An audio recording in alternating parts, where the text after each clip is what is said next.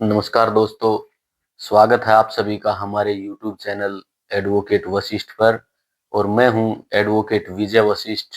और आज हम बात करेंगे भारतीय न्याय संहिता 2023 के चैप्टर 1 के बारे में।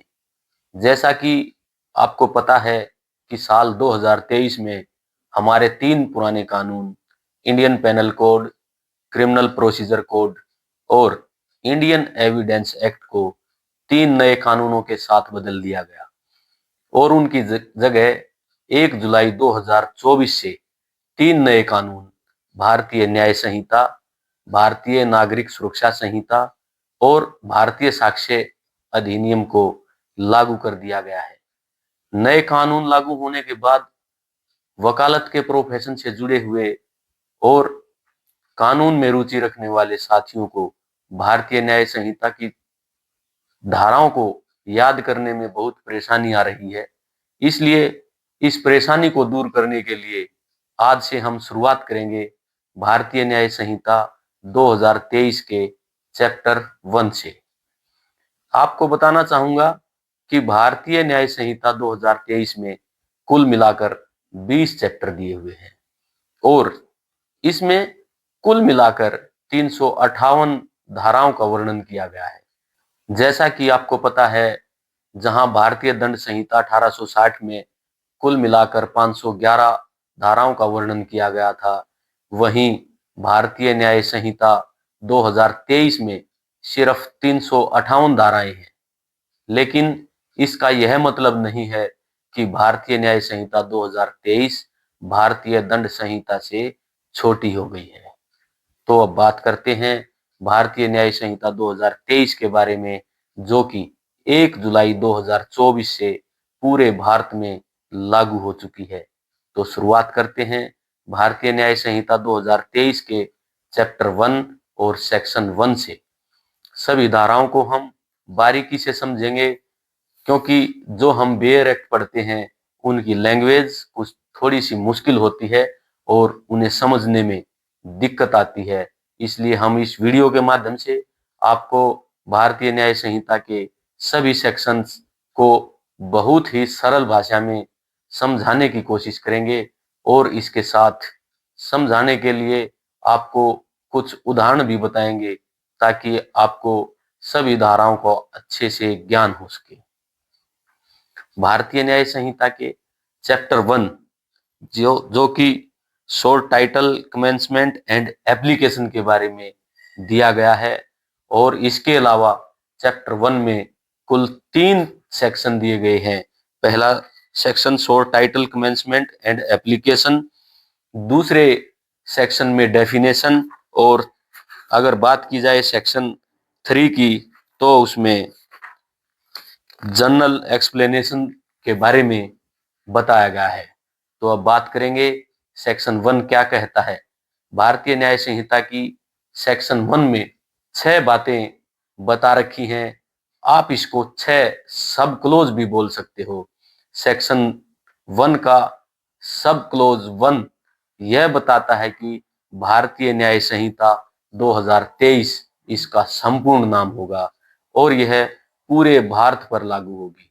जैसा कि पहले भारतीय दंड संहिता, जो कि जम्मू कश्मीर को छोड़कर भारत के दूसरे एरिया में लागू होती थी, वहीं भारतीय न्याय संहिता पूरे भारतवर्ष में लागू होगी।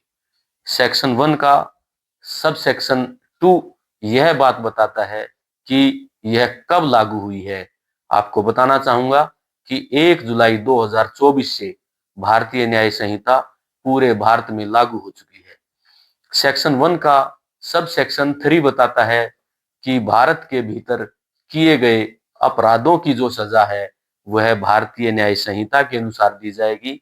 उदाहरण के तौर पर, अगर कोई भारत का नागरिक या किसी दूसरे देश का नागरिक भारत में आकर कोई अपराध करता है, कोई क्राइम करता है, तो उसे उस अपराध के लिए भारतीय न्याय संहिता के अनुसार ही सजा दी जाएगी।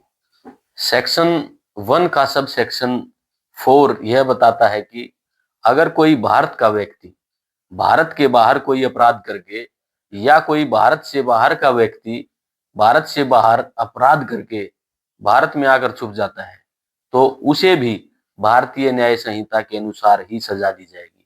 उदाहरण के तौर पर अगर कोई दूसरे देश का व्यक्ति अपने देश में मर्डर करके भारत में आकर छुप जाता है तो यहाँ पकड़े जाने पर उसे भारतीय न्याय संहिता के अनुसार ही उस पर मुकदमा चलाया जाएगा और भारतीय न्याय संहिता के अनुसार ही उसे सजा दी जाएगी।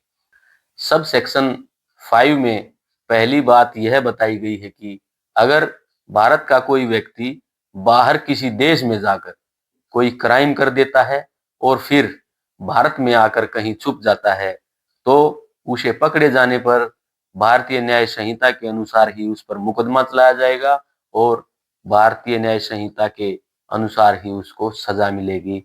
उदाहरण के तौर पर इसको समझते हैं कि अगर कोई भारतीय शादीशुदा हिंदू व्यक्ति विदेश चला जाता है और वहां जाकर दूसरी शादी कर लेता है तो उसे भी भारत आने पर भारतीय न्याय संहिता के अनुसार अपराधी माना जाएगा और उसे भारतीय न्याय संहिता के अनुसार ही सजा देने का प्रावधान इसमें दिया गया है, क्योंकि कानूनन किसी भारत के हिंदू व्यक्ति को दूसरी शादी करने का अधिकार प्राप्त नहीं है। सब सेक्शन 5 का दूसरा भाग हमें बताता है कि हमारे देश के अंदर रजिस्टर्ड सभी समुद्र में चलने वाले जहाज या हवा में उड़ने वाले जहाज, उन पर अगर कोई क्राइम कर देता है तो उसको भी भारतीय न्याय संहिता के अनुसार ही सजा दी जाएगी। जैसे कि अगर भारत में रजिस्टर्ड कोई समुद्री जहाज किसी भी दूसरे देश की यात्रा पर है और उस दूसरे देश की सीमा के अंदर है और उस समय उस जहाज पर रहते हुए कोई व्यक्ति किसी भी प्रकार का अपराध करता है तो उसकी सजा भारतीय न्याय संहिता के अनुसार उसको भारत में दी जाएगी। सब सेक्शन 5 की तीसरी बात हमें बताती है कि अगर कोई व्यक्ति हमारे कंप्यूटर रिसोर्सेज को टारगेट करके कोई क्राइम करता है तो उसे भारतीय न्याय संहिता के अनुसार सजा दी जाएगी। उदाहरण के तौर पर कंप्यूटर को हैक करके किए जाने वाले सभी क्राइम के लिए भारतीय न्याय संहिता में सजा का प्रावधान किया गया है। अब बात करते हैं सेक्शन 1 के सब सेक्शन 6 की। सब सेक्शन 6 हमें यह बताता है कि आर्मी, नेवी, एयरफोर्स इन तीनों सेनाओं पर भारतीय न्याय संहिता का प्रावधान लागू नहीं होगा, क्योंकि आर्मी, नेवी और एयरफोर्स इन तीनों के अलग से एक्ट बनाए गए हैं और इसी वजह से उन्हीं एक्ट के अनुसार उनके ऑफिसर को सजा मिलती है अगर वह ड्यूटी पर रहते हुए कोई क्राइम करते हैं। तो दोस्तों, अगर बात की जाए भारतीय न्याय संहिता के सेक्शन 2 की, तो भारतीय न्याय संहिता के सेक्शन 2 में सभी डेफिनेशन इसी सेक्शन में दी गई है। अब बात करेंगे भारतीय न्याय संहिता की धारा 3 के बारे में। आपको बताना चाहूंगा कि आईपीसी की धारा 6 व भारतीय न्याय संहिता की धारा 3 दोनों आपस में कुछ कुछ एक समान हैं। एक्ट बदल चुके हैं, चैप्टर बदल चुके हैं और इसलिए सेक्शन डिफरेंट हो गए हैं। इसमें बताया गया है कि अगर किसी व्यक्ति द्वारा कोई क्राइम किया जाता है तो कुछ कंडीशन में कुछ लोगों को उनकी उम्र और माइंड के हिसाब से उनको रिलीफ दिया जाएगा। पहला, जो 7 साल से कम उम्र का बच्चा होता है उसकी दिमागी हालत इतनी नहीं होती कि वह इस बात को समझ सके कि उसके द्वारा किया गया कोई कार्य क्राइम है या वो कार्य क्राइम की कैटेगरी में आता है, तो उस बच्चे की उम्र और उसकी दिमागी हालत को मद्देनजर रखते हुए इस सेक्शन के द्वारा उसको रिलीफ दिया जाता है।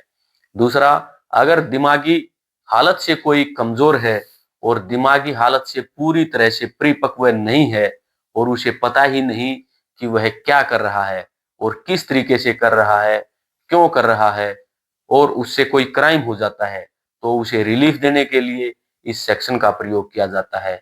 इस कैटेगरी में 7 साल से कम उम्र का बच्चा और दिमागी हालत से कमजोर इंसान आते हैं, तो भारतीय न्याय संहिता की धारा 3 के अंतर्गत उनके खिलाफ कोई कानूनी कार्यवाही नहीं की जाएगी। इसके अलावा सेक्शन 3 के सब सेक्शन 5 में कॉमन इंटेंशन के बारे में लिखा गया है, जो कि पहले हम भारतीय दंड संहिता के सेक्शन 34 में हमने पढ़ा था। तो दोस्तों, यह था भारतीय न्याय संहिता 2023 के चैप्टर 1 का विवरण। अगर आपको यह वीडियो जानकारीपूर्ण लगी हो तो चैनल को लाइक करें और अपने दोस्तों के साथ शेयर जरूर करें, और हमारे चैनल एडवोकेट वशिष्ठ को सब्सक्राइब करना न भूलें। अगले वीडियो में हम चर्चा करेंगे चैप्टर 2 के बारे में। तब तक के लिए धन्यवाद। जय हिंद, जय भारत, जय जवान, जय किसान, जय विज्ञान।